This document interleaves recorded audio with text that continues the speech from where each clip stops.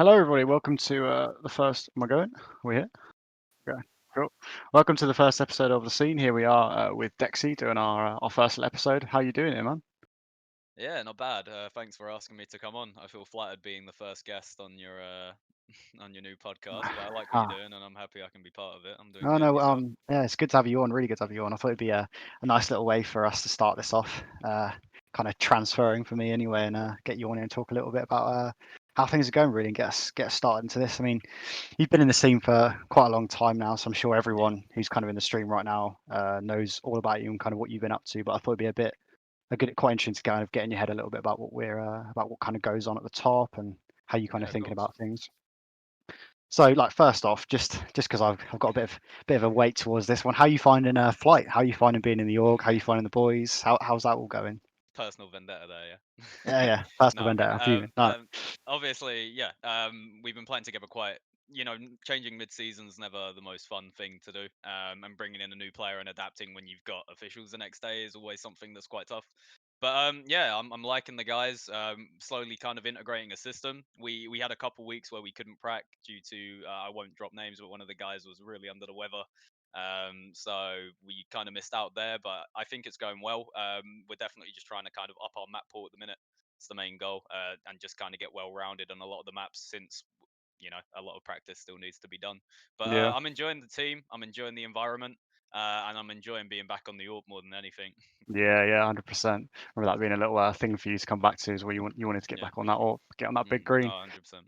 Yeah, no, I mean, you guys done really well, obviously. All things considered, like the start of the season, everything started off with that team kind of being dumped in it, and then coming up to, was it 7-9 now? Is what you guys are finishing on? Is I that think so. right? Yeah, Yeah. I think it's 7-9. No, yeah, that's really damn good. So that's what two changes pretty much as a season. Well, one at the start and then one midway through. Yeah, Getting keeping that spot's been huge, I'd say. So no, like definitely. now things are starting to solid up. You're kind of all getting comfortable. Everything's you're all kind of getting prepared, enjoying the system as you were saying, building that system in. What Mm. kind of goals are you looking at right now? Like where are you Well, aiming for? yeah, obviously joining the team, the first goal on my mind was helping the guys keep the spot. It wasn't particularly pretty when we first joined. Obviously with the roster, as you said at the start of the season, not really going accordingly, and having someone kind of drop out last minute, it made it hard. So I'm glad that we managed to keep the spot for the guys, especially because I know it's their first season in main, and it's not nice to only get to play one sort of season around that level. You definitely want to be able to prove yourself in the following one. Yeah, But they're all gagging for keep it. They're all gagging to keep that yeah, spot. So it's good for uh, them, you know. and the guys are putting in work, so I can't say anything bad about them at all. Everyone wants to win, and everyone's putting in the commitment. But in terms of goals, my opinion on this is the first thing and the number one priority is now that we're in the off season, we really need to build our map pool. There was honestly only a couple maps where we'd have an official on that map, and we'd have the first scrim the day before or the hour before that official on that map to try and kind of settle things in. And obviously that's tough, but going into the off season now with practice and such, and hopefully we're not going to run into any unfortunate circumstances that make us miss quite a lot of prac. We should be able to build a strong map pool. I'm Yeah, hoping around as many maps as we can play. I'm sure people in the yeah. team like I know I Ming think I doesn't think like Inferno. yeah, his favorite map at all. Yeah, Yeah, I think he did say like I think you had what was it, one game of practice on train before that last official. yeah, that Yeah, was nightmare. not That's particularly what I fun. mean. Like getting 7 and 9 in that season of main with like mixed bag practice players all over the place. Yeah. That's really good. Like next season could be huge, honestly. No, definitely, and it more than anything, just being able to go into the season prepared, making sure we're well drilled on maps, and having Hmm. preset reactions to things that are Protocols going and on all that. around. Yeah, Hmm. exactly. It's just going to make us a much stronger team. And again, the guys are starting to integrate my AWPing style into the team more, which is nice. And I'm definitely feeling a lot more comfortable on the roster than when I first joined. So Yeah, that's good. brilliant. That's a great little segue. Actually, that kind of one of the things I was going to ask you was what makes you excel with the AWP? Do you think? Because like there's probably only a couple I can really think of that come out there as big names that were great with an AWP, and you're one of them. So kind of, what do you think makes you Appreciate it. a great AWPer compared to like people who are trying it but aren't so good with it? Well, it's funny, really. Ever since I was a little kid, every shooter game I've ever played, I've just been drawn to using the sniper, and it's something that I don't know why I enjoy it so much. I just do. But definitely, it's more focusing on the bigger aspect than just shooting people. CS in particular, you've got to make sure that your positioning is good. You've got to make sure that your flick aim's good. You Mhm. basically, especially at a higher level, people are going to focus on isolating the AWPER since they know how impactful it can be if you lose an early pick, and that's what most of the time the AWPER is going to be looking for. But I think, yeah, just kind of the role as a whole. I know my reactions is something that thankfully I got blessed with. My reactions have generally been something that have kind of helped me a lot through gaming throughout the years, and something that I'm definitely happy that I have. But more than anything, I think it's just kind of looking at the role as a whole and kind of having that sort of one shot, one kill finesse where you can hold these smaller, tighter angles and pick off more so than making sure you're playing safe to get as many shots as you can, if Yeah. that makes sense. Yeah, okay, a Just bit kind of more of a putting yourself risky, in these. aggressive kind of style, kind of going Yeah, through it. yeah, but Yeah. risky, but there needs to be a method to the madness. You see a lot of Yeah. people that will see a pro do a peak and they'll be like, "Oh, I'm going to do that." But obviously, the reason that they've done this is because they have protocols on fallback Mhm. routes afterwards Yeah. or counter plays if you get the pick and if you don't get the pick and so on and so on. So, yeah, it's just kind of Yeah. I think it's a specific sort of style that you need to use if you like the gun. I don't think you know, a lot of people cannot, but in terms of becoming a specialist with the gun, that's where you need to put in a bit extra finesse Yeah. on the roll. Did you think you, like, got a load of demo watching done, or was it just, like, feeling it out, like, just playing loads Um, of games, just kinda I building your own mean, style up? when I first started playing CS, which was quite a while now, Yeah, I can imagine it was a while now for again, you. I was always drawn to the sniper, and then as soon as I got into the competitive scene and started playing the game more in like leagues and LANs and such, obviously, yeah, a lot of demo watching, a lot of understanding why certain peaks would be taken based on spawns or based on certain situations in the round, and kind of trying to understand a generic kind of feel to the whole thing. I think a lot of AWPers will agree that you kind of have like a flow to the game of in terms of whether you're someone who might be a very static AWPer, and when you reposition, or whether you're someone who runs around the map a lot, you kind of have a feel for the game going on, and you're kind of mapping out where everyone can be, which most players will be doing, Yeah. obviously. But yeah, just kind of being able to essentially be a moving turret is quite fun. Yeah, being able to be dynamic all around the map and just Yeah, of picking course. people off. It's a fucking nightmare. I remember some of the worst game I've ever played is when you got a dynamic AWPer just killing you all over the place. Kills you on A, kills you on B, kills you in mid every other round. It's just you don't know what to do about it. Especially When online. you're coming into it. Yeah, especially on LAN. Don't even get me started on that. Especially because of you two. I know I think it was you and Peggy that did me on LAN. We won't get into that though. Won't talk about that game. Yeah, yeah, no, that's a great question. So, what kind of authors were you looking up to? Do you kind of think when you were doing I your mean, demos, what were you looking at? I think most people know this, but if there's an AWPer that you're going to watch in terms of understanding why he does what he does, and the reactions he makes and the positions that he peaks and so on and so on, I would recommend Device to any upcoming AWPer. Yeah, And of course. that guy essentially plays the game to ensure that he's got an advantage in most of the engagements that he does go in, whether that's positional or in terms of holding crossfires with your teammates and such. And a lot of things that upcoming authors don't seem to understand is that you need to be a pivotal part in your team in terms of working together with them. A lot of people will go for the early pick and then they'll kind of just string off the round however they feel after finding that early contact or not really finding anything at all.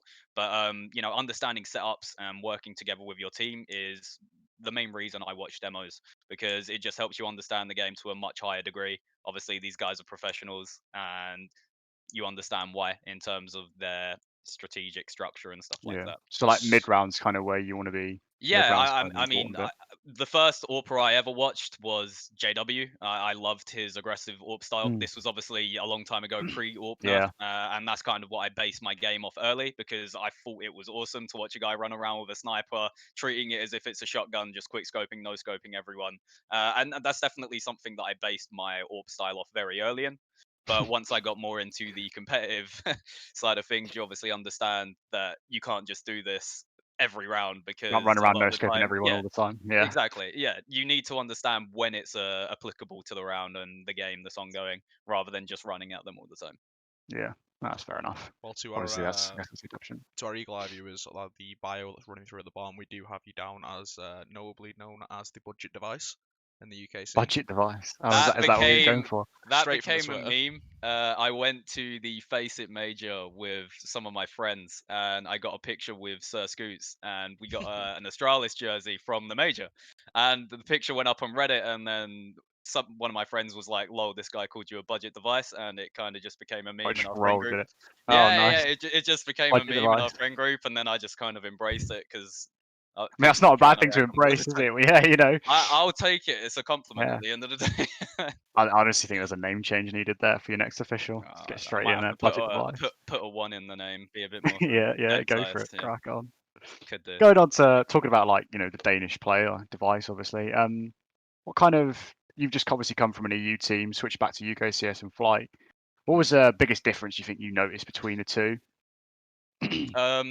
One of the things that I notice 100% in the EU scene is their dedication to the strategic part of the game seems to outweigh the UK players. And I'm not saying that in the term of UK players will grind the game and practice, but some of the smokes and nades that you learn of these European players is honestly mind-boggling at times. And they know it all. If you ask them to smoke stairs, they can tell you they can smoke it, but they can also smoke it from like 8 different spots on Mirage. It's more that tactical depth.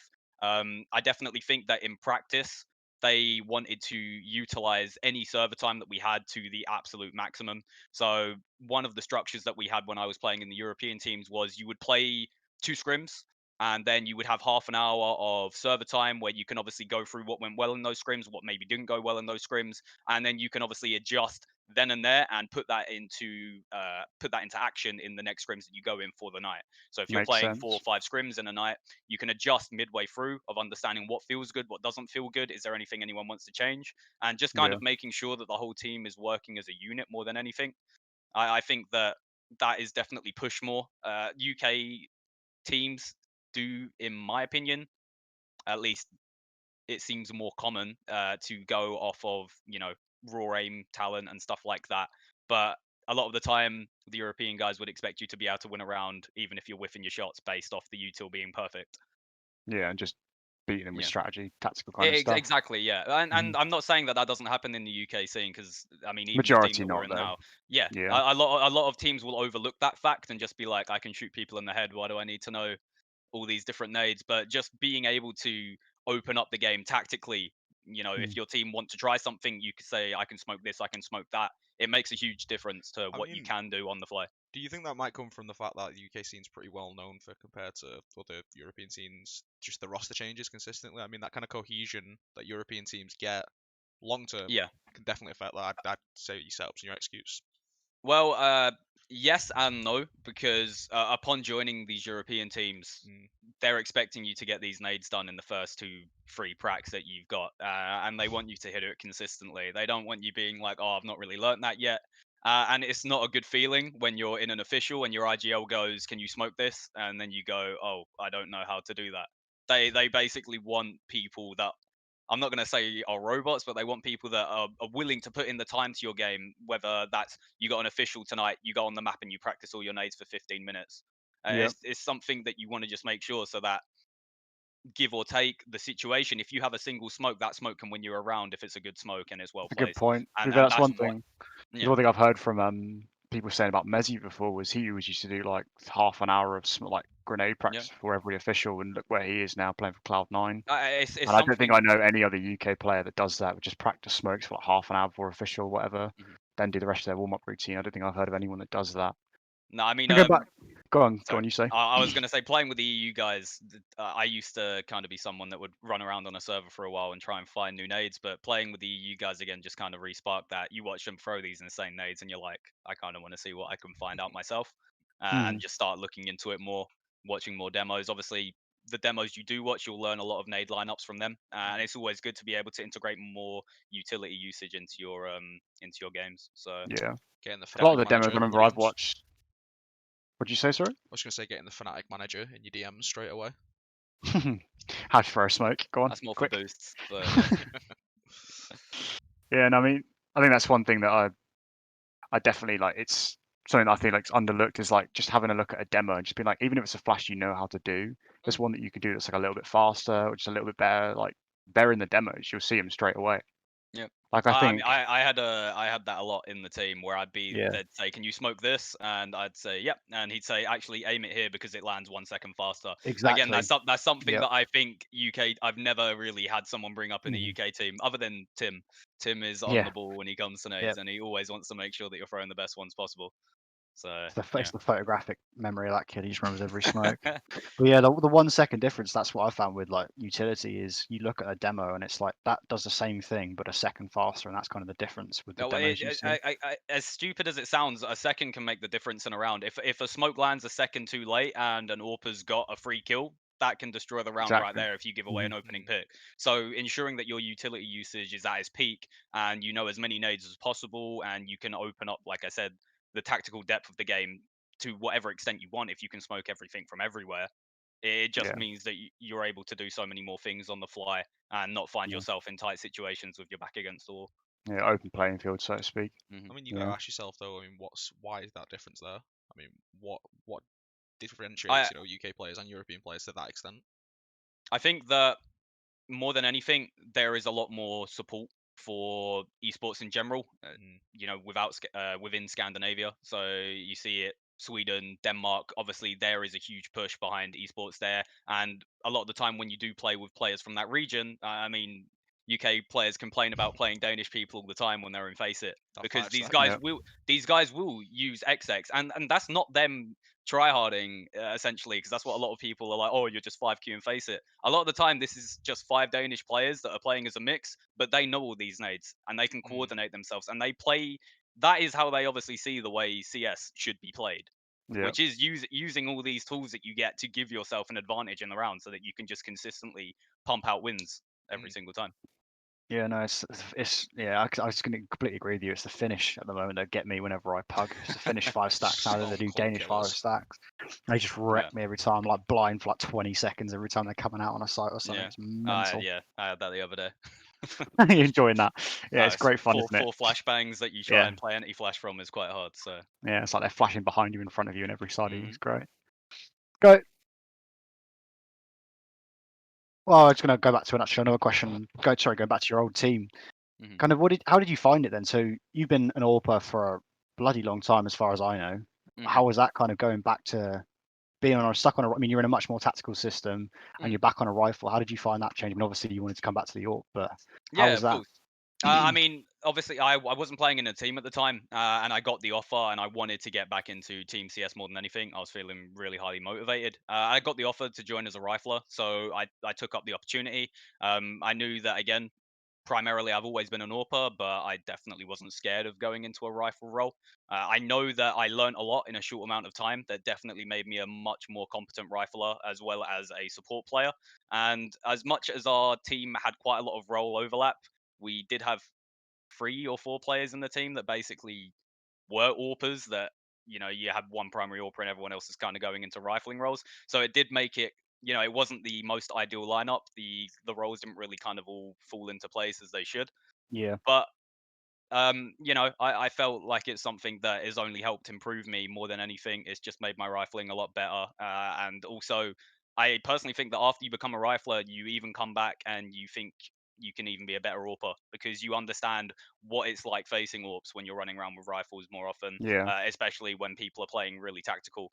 Yeah, it just sharpens up your game sense and sharpens up your overall abilities with the rifle, obviously. But I can see. I feel like it would link you up with your teammates a bit better as well. Like if oh, you of course, yeah. can, if you know how your teammates are thinking when they've got rifles, that'll kind of help you play around them a bit better as well. Do you think? Yeah, no, definitely. It is a huge bonus, and it's again something I'm very happy that I'm back primarily on the AWP because I know Yeah. that is the gun that I do my best work with, as well as the role that I am most competent and comfortable in.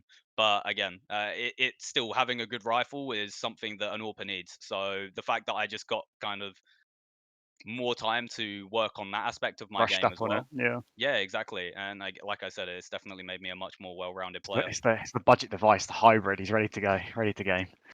Beautiful stuff.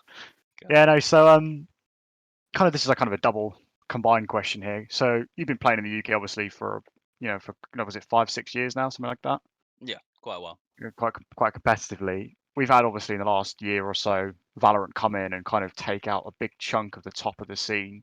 How do you think that's kind of affected things, and do you think that's going to be a good thing for us or a bad thing for us?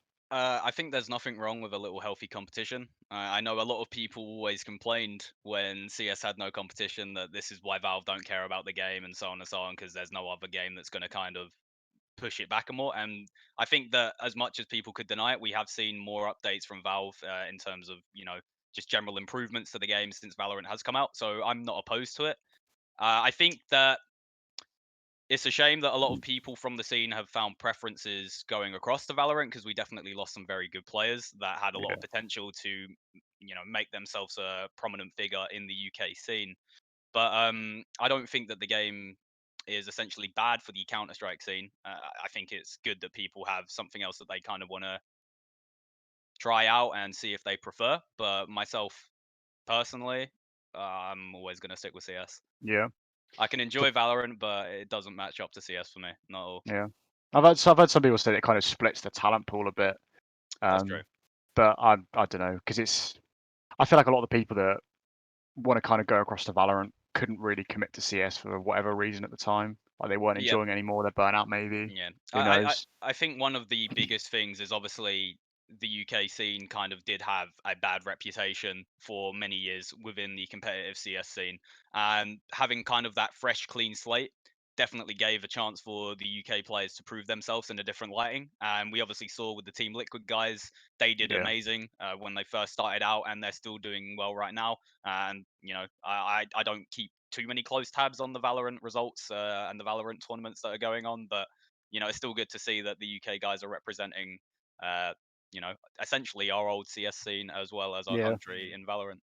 Yeah, it's So quite nice to be fair to see that we've got people competing at the world class quite no, of quickly course, straight away into Valorant is great. yeah. That's great. Do you think it's gonna, like, just in general now, not just for the UK, do you think it's actually gonna damage CS long term, or do you think it's just gonna be healthy competition, keep them neck and neck for a while? Or I think it's definitely more healthy competition. I yeah, don't personally think you can really kill off CS. It's been around for so long yeah, already, and I don't think that it's going anywhere just because Valorant's come out. Don't get me wrong. I think that 100%. I agree with you. Yeah, as much as the games have their similarities, I think there is a huge difference still between Valorant and CS.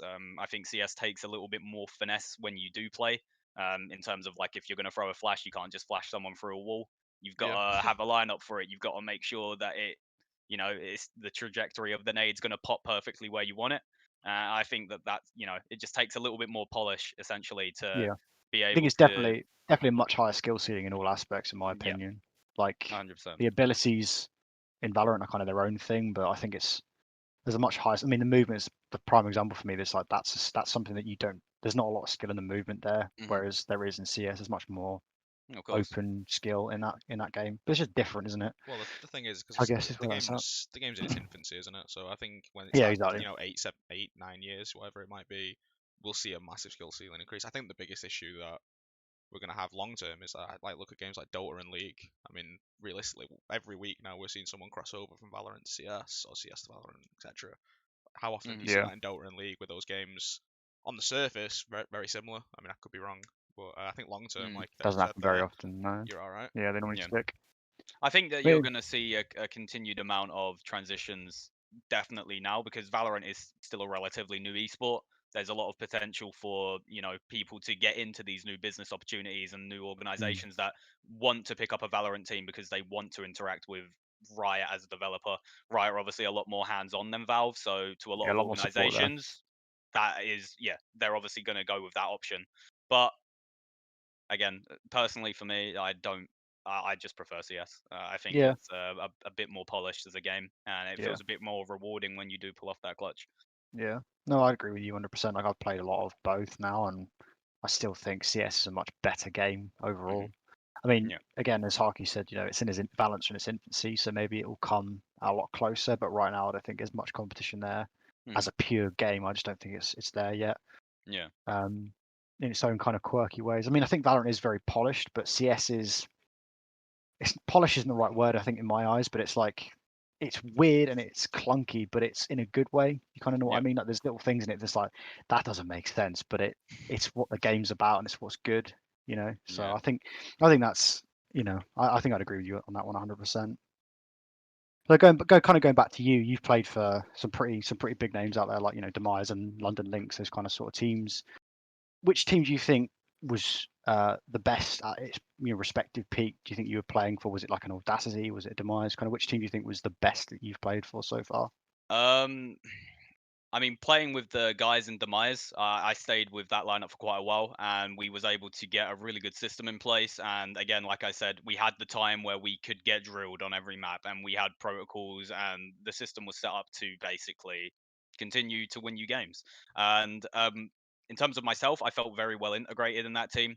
Um, at least when we first was kind of getting together, everyone was very open. The teams worked very well. The roles basically kind of all fell into place as you want in a team.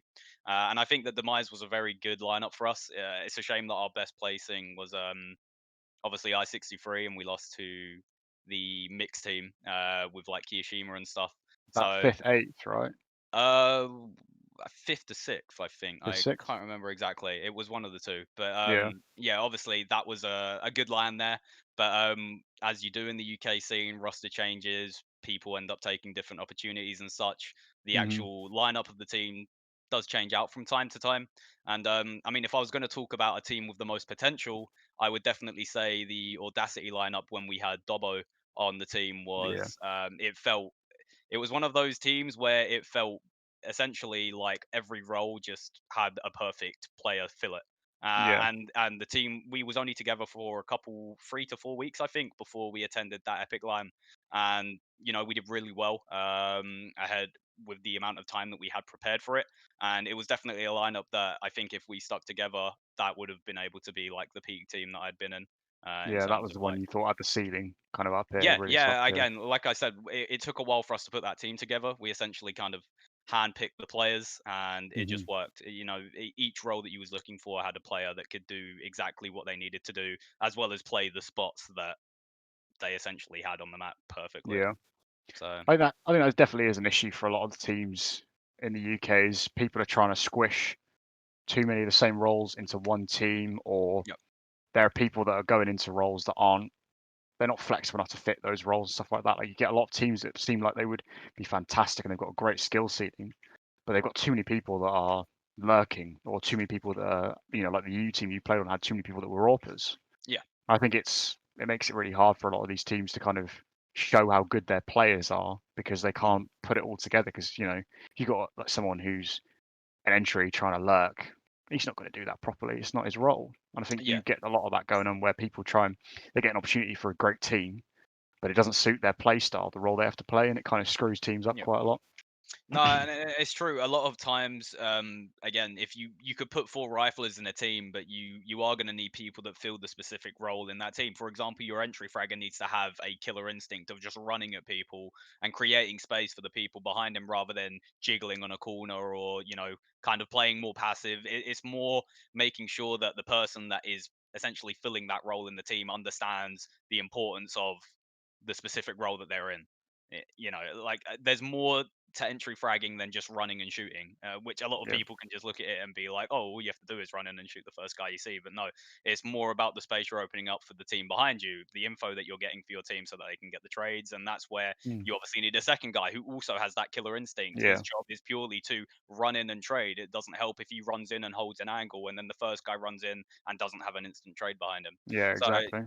making sure you have people, and I think this is obviously why you see a lot of young players going into like teams as riflers, and then they can mold that player into the exact role that they want them to fill, whether that's supportive or essentially just running around and being a rifler and getting those entries and trade kills. Yeah, I think it's definitely a hard balance to get right. Is getting No, that 100%. that that the right roles in each team, because there are some people that I can't think of one come to my head now, but I've played with people that say that they're a specific role, but it doesn't suit them at all. I played with people that said they're like really confident lurking, but then they'll be the people that are trying to get openings all the time, and it's like Mhm. there's no issue with that, but that's kind of not the role that you're kind of Yeah, setting yourself up for. again, I think a lot of people have asked me before just general questions of like, oh, what tips do you have? And is there anything that I could do to improve my game? And I say to them, it's important first of all you understand what role you're going to fill. rather than Mm. just saying you're a rifler. Are you an entry fragger? Are you going to be a late round lurker? Are you a supportive player? Again, you don't have to have someone that fits the mold perfectly, because at the end of the day, when rounds are going on, everyone needs to kind of be able to do every role in the team.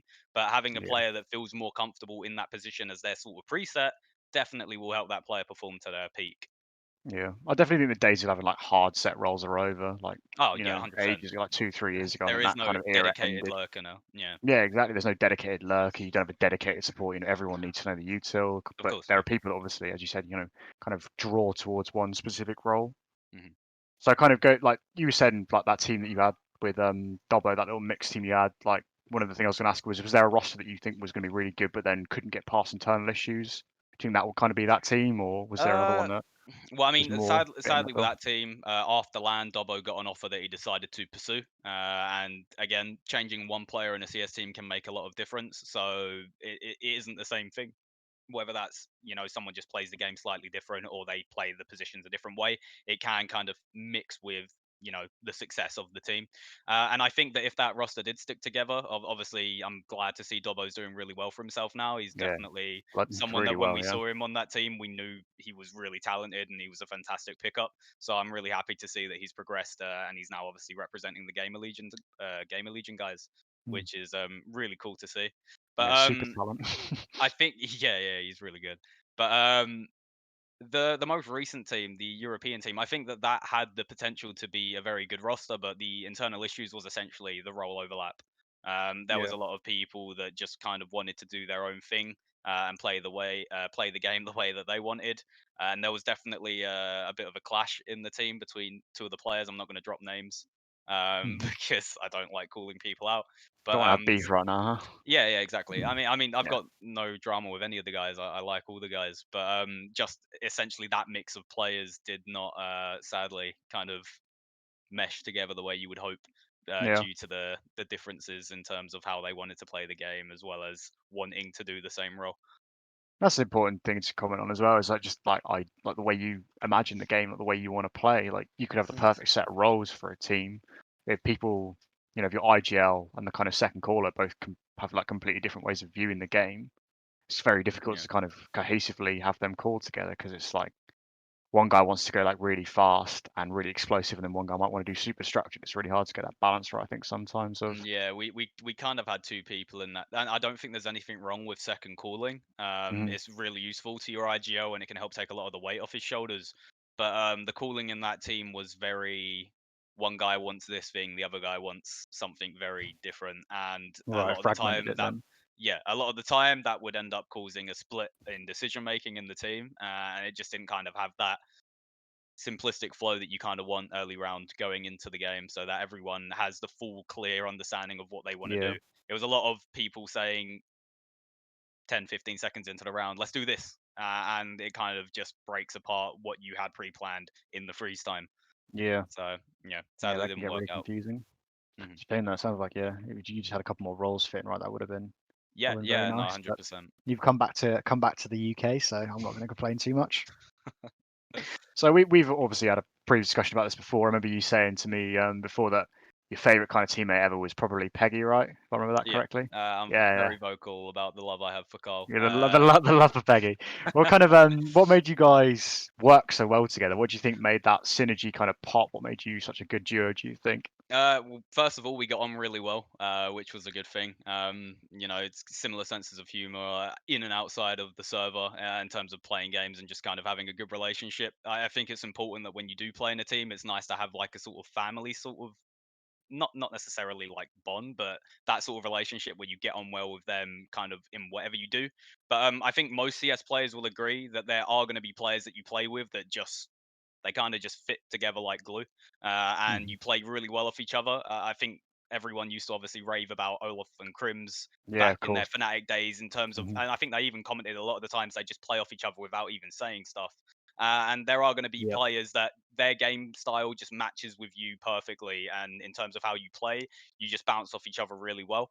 That's something I think that I definitely had with Kyle, and you know, he used to be an AWPER himself, so playing in the team and kind of having someone like double AWPing, it was always nice to be able to know, oh, he's 2 HP, you can drop an AWP to him, and then I'll just pick up the rifle, and you'll still be able to pull out in a really good round and Yeah, stuff you like know he's that. still going to be able to hit the Yeah, shots that you need him to. and again, I think that a huge part of getting that sort of relationship with a teammate and getting onto the same level of them is you have full trust in their abilities, both, you know, in the round and in the split decision making, that they know the right play to make when they have to do it, and so on and so on. So Yeah. you just have having full trust in your team is something that definitely helps propel your team to a much higher Yeah. level.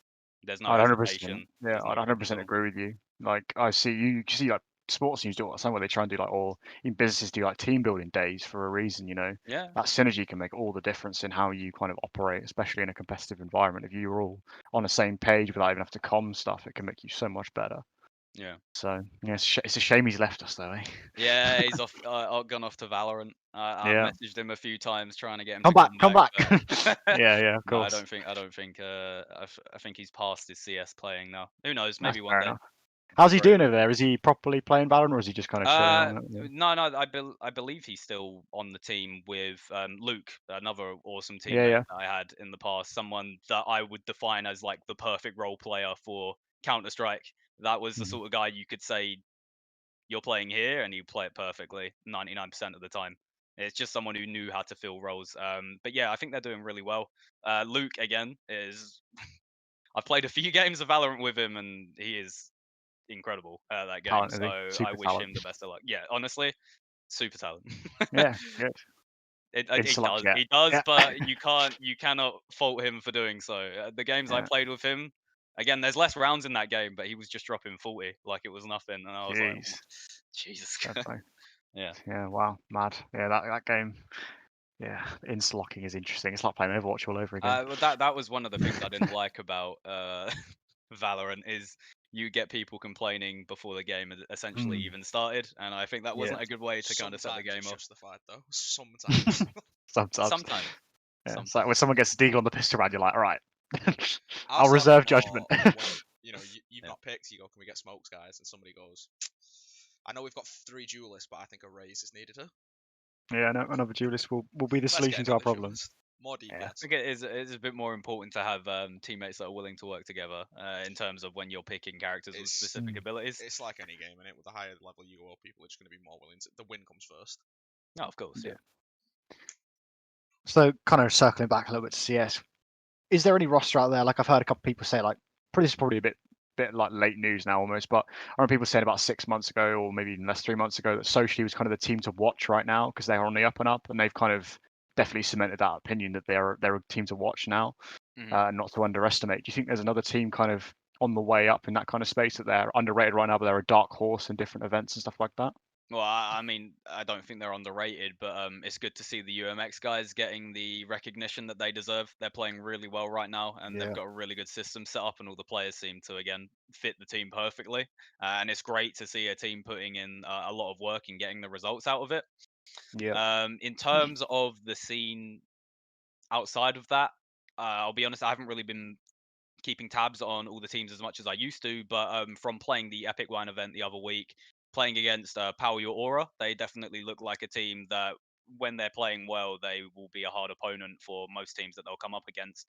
And I think if they can, I saw Emp obviously memeing about consistency on Twitter the other day. I feel like if they're the sort of team that can hit their consistency and be comfortable in the way that they're playing, that they can be a Yeah, very good team, get and that stride definitely going. a team that can turn heads. Yeah, exactly. Yeah, start smashing people. Yeah, no, I mean that'd be great to see. I'll have another UK team up there just smashing international would be great. I've seen Yeah. UMX beats and like take some scalps of some properly good EU teams have been great to see. So if we get more people that doing that, would be great. Royals Yeah. trying to do the same thing. Be Yeah, awesome. Royals are another really good team. Yeah, yeah. So kind of similar sort of question. Is there any sort of, I mean, I said you said you weren't keeping up too much with it, but is there any player that you kind of been going that person like the next Dobbo, kind of who's going to be the next person that's going to be right up there? Is there someone Uh, up there that you've got in your mind, or? well, where you've had me talking about Valorant, I kind of wish I could say Luke, because I think again he's one of those players that if you put him in the right role, he definitely excels in that position. And Right. going into Valorant, he kind of just became. He used to be an entry fragger and kind of moved into a supportive role, but having him as an entry is definitely the best way get the mileage out of that guy that you want. Yeah. But there are a lot of good players in the UK scene. I generally kind of try to map my opinion more on people that I've played with in a team, because you understand a lot more of that player when you're playing alongside them in a lineup. You can understand their tendencies, the way that they play, rather than just kind of, seeing that this guy's performing really well in this team. You have no idea how he is as a teammate. So, I Mhm. mean, even when Dobbo first joined us in Audacity, you could tell that the guy had all the fundamentals that you need to be a very good player. And obviously, he was really young at the time. He still is really young. But the fact that you're Yeah. already seeing him develop this much into the player that he is now is, Mhm. is great, and it's fantastic to see.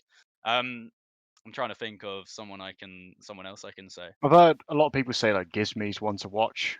Mm. One of the Hypnotic players. I think he's very young, but apparently he's been playing really, really well. Kind of come out of nowhere and doing really well. So That's good. That's good. It's always nice to see maybe players like that in the team. maybe him or yeah, something like that. I mean, that's what we need. We need that young talent to come through and start smacking everyone about, and take the area by storm. Is kind of what we want to see, isn't it? At the moment, Yeah, 100%. give old boys like you a bit of a challenge, eh? What do you think? We'll see. We'll see. Yeah, you batten back down. Got to jump on the server first. Oh yeah. Prove it in the server, and that's what you got to say to him. Yeah. So a bit of a generic. Hopefully, you can bring up the LAN comments once Oh yeah. COVID's eventually over. Yeah, do it on Do LAN, it bro. online. Do it on LAN. Yeah, of course. Mate, honestly, that's The all I'm going to classic say to UK people. comeback. Yeah. Didn't do it on a LAN, so it doesn't matter. Yeah. I'll stick by that for the last like 3 months that I've been playing. I've dogged it. That's what I'll say. Beat me online. But, Beat you LAN.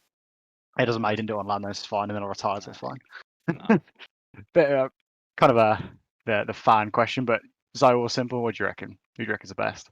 Oh dear. Hard That's a question. topic. That's a topic you could have me talking on for a while. Go on, we got time. That's what we're here for. Let's hear it. I mean, obviously, as an AWPER, I've watched demos on most pro AWPers. Definitely quite a lot of these two.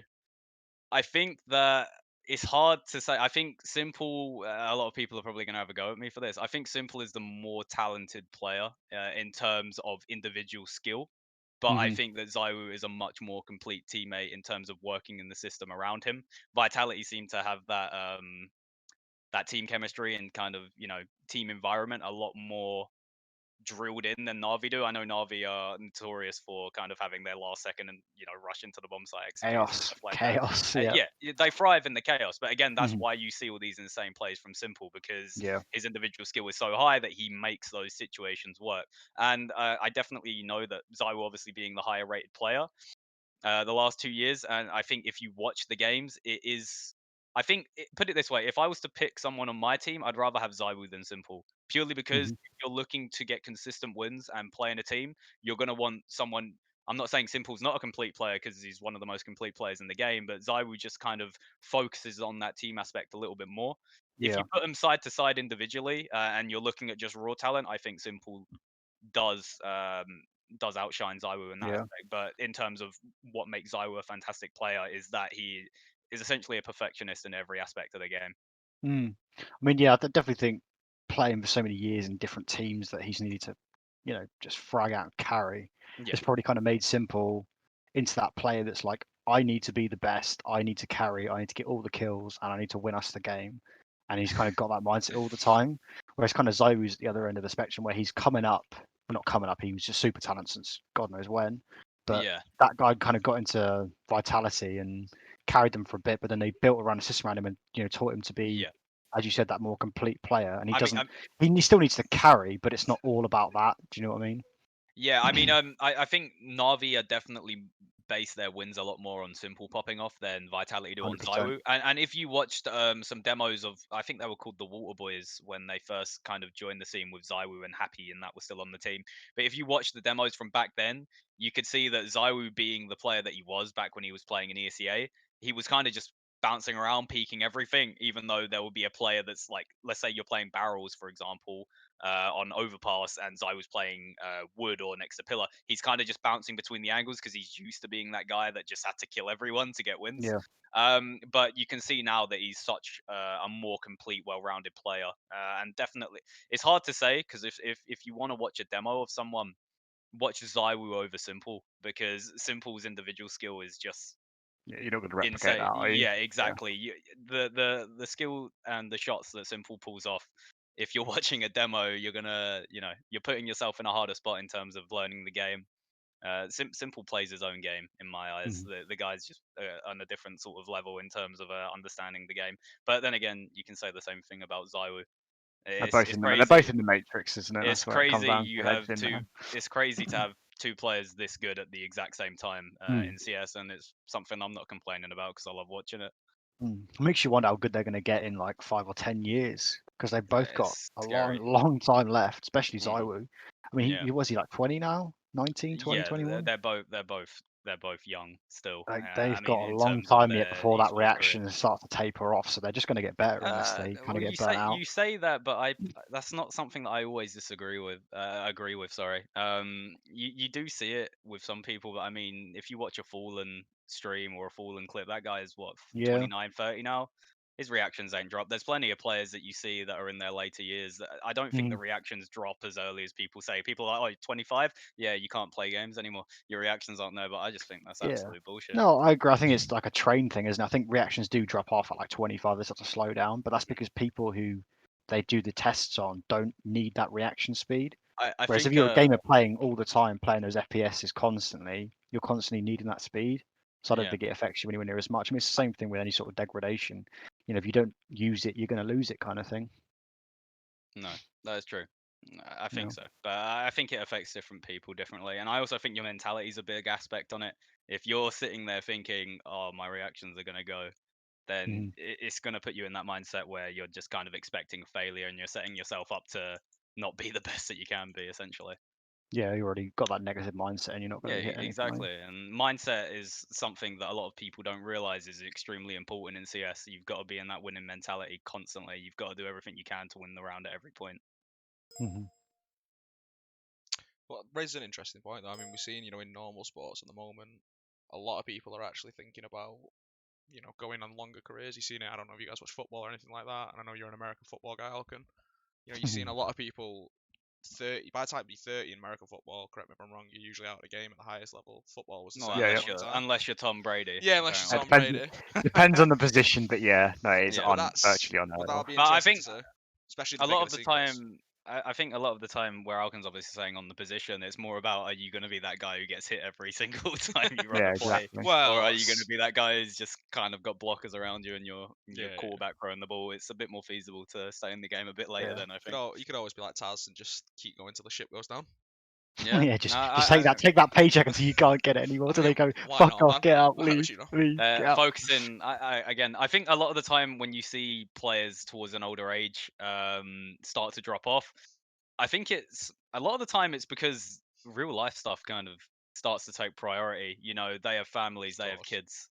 You've got to put more time into that. You can't just sit on the game playing 18 hours a day. Look, Pretty much is what. if I'm getting paid $8,000 a month to play CS, my Oh, right. kids can race Yeah. themselves.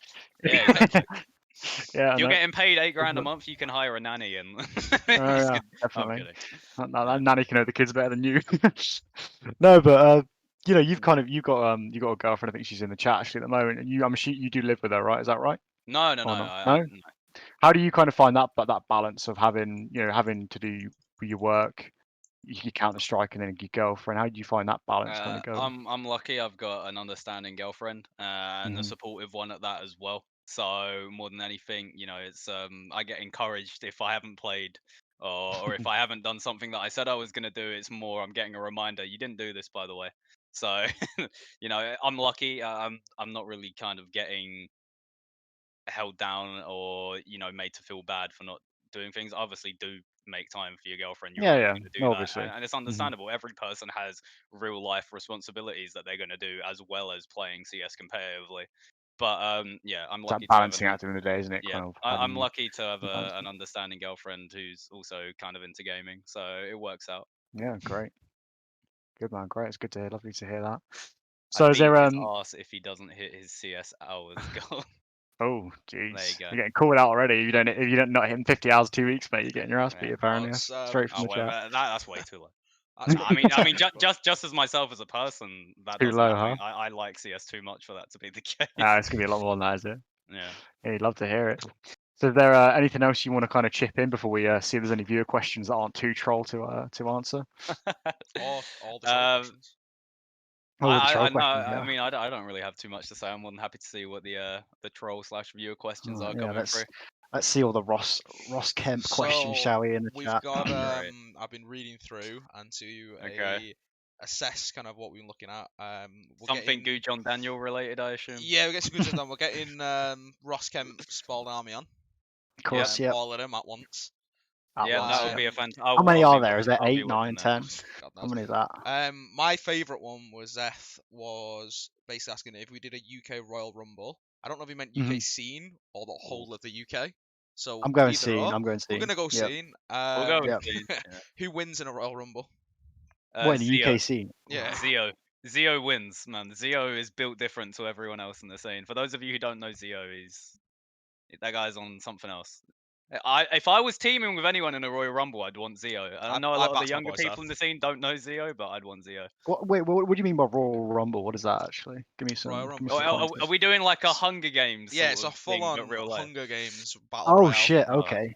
Oh right. So we're trying to Fate- survive and kill everyone else. Yeah, Brilliant. Fate was got a good shout. Coggy, I think Coggy could definitely tear through a lot of people. tear through people. Yeah, definitely. Jeez. I don't know, man. I'm trying to think. Pommy's quite athletic and he's quite tall as well. He'd probably be quite good in the scrap. I'd rate Pommy for that actually. Like, literally 6'4". First thing in his bio. Mate, I UK sat squad behind him team, at one of mate. the lands, mate. This guy was sat behind me and his fucking head was like up here behind me. I was like turning around, this guy's Thing is, fucking massive behind me. Pommy's like the nicest guy ever, so I don't know if he'd be willing to beat people up in a We're Royal willing to Rumble. get into it. Yeah, exactly. We've also got football related question: Messi versus Ronaldo. Ooh. Oh, do you want to God. get into that? Do you want to get into that, Dexie? Come on, Jesus. let's hear. I mean, it's weird when you look at it because Ronaldo's basically like the closest you'd get to like a human Superman in terms of what that guy can do. I mean, Yep. you've seen him jump, you've seen him do everything in terms of like 50 a foot physical vertical or aspect. something mental, yeah. Yeah, it's actually astounding how how crazy that guy's physical attributes are. Myself personally, people are gonna hate me for this, but I prefer Messi. I love watching the control the guy has on the ball in the game around him, and obviously watching him play within the Barcelona team was something that was very enjoyable to watch. I haven't really kept tabs on football as much as I used to do, especially after moving out. I used to be in a very football mad house back when I was living with my family. Who's your team, Dexie? I mean, if my dad ever finds out that I don't say West Ham, I'd probably get the disowned by Hammers. my family. Big So boy I've got to Hammers. go with West Ham. Yeah. No, to be fair, I grew up in Queen. Manchester as a Manchester United fan, watching Ronaldo week in, week out when I was a kid. So Oh mate, for me, watching in the Premier League was insane. I That mean- guy was just—he was better than everyone in look, there. guy 100%. took four Champions League with Real Madrid, says a lot. But they didn't play in the UK scene, so we'll be moving on from that question. Moving on from that. Neymar might someday. Possibly. Having a look Like here him. as well, this is definitely a good question that we wanted to put towards you as well, Dexie, and ALCAN as well, who we want to have on the podcast next, and if you've got any recommendations, Dexie. If you remember the Ice Bucket Challenge a few years ago, you can kind of like nominate someone, and they feel guilty, so they have to do it. Oh, that's a good shout, actually. Yeah. So, Who do you want to nominate to get on here I next? mean, if I'm doing some fan service, I think we do need a Ross Kemp Bald episode. Ross on. Jeez, It'll I don't be think we have enough. a fantastic content episode. Do we have enough monitor space? It I might don't know be if a you bit. don't know. It might be a bit crazy to have all of them on at once. You're but, doing the graphics, Harky, mate, so I don't know. Yeah, could you even do that? Is that possible? Is it I plausible? don't think it is. We've No, I got a don't know lot if of possible. Amorus in the chat. Imori. Yeah. Get Imori on the podcast. No, I'd say so. we got 2 recommendations already. Let's go. Shuby said he's coming on, so we've got someone I there. love Schwabe. I love Yeah. Schwabe. Schwabe coming on would be good. Yeah, so Yeah, no, that'd be lovely. yeah, Sheep really, on there. that's kind of everything, really. I mean, we appreciate having you on, Dexie. Really, it's been a No, of treat. course. I'm glad to be able to help out as well. I'm glad for Yeah. the offer. Thank you so much for coming on. It's been great to talk to you. Great to get our first episode out there, and obviously, I know you quite well, so it's been nice to have a little chat about about the more wider ranging stuff, other than just who's going to win this pug and how we're going to win this pug. To be honest. Very true. Very true. Yeah. Okay. So. All right, that's everything, I think, guys. yeah. Well, thank you very much for tuning in. Thanks again, Dexie, and hopefully we'll see you all again next week. All right, good. take care, guys. See ya. Cheers. Bye bye. Take it easy.